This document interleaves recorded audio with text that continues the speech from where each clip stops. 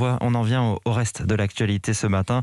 Et 9 mois après son départ de Matignon, le retour sur le devant de la scène d'Édouard Philippe. Avant de s'exprimer dimanche soir sur le plateau de France 2, interview accordée au point avant la sortie de son livre la semaine prochaine, le désormais maire du Havre qui se dévoile sans trop en dire non plus sur son avenir, Aurélie Herbemont.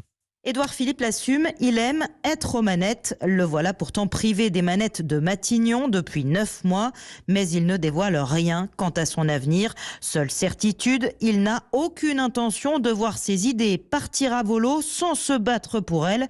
Le boxeur n'en dit pas plus sur la méthode. Vous verrez, élude-t-il.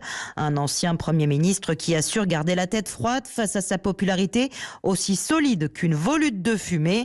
Édouard Philippe fait son retour médiatique au moment où le chef de l'État doit se résoudre à refermer les écoles.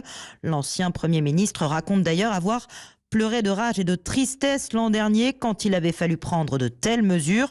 Lui qui avoue avoir toujours été réticent à parler du monde d'après.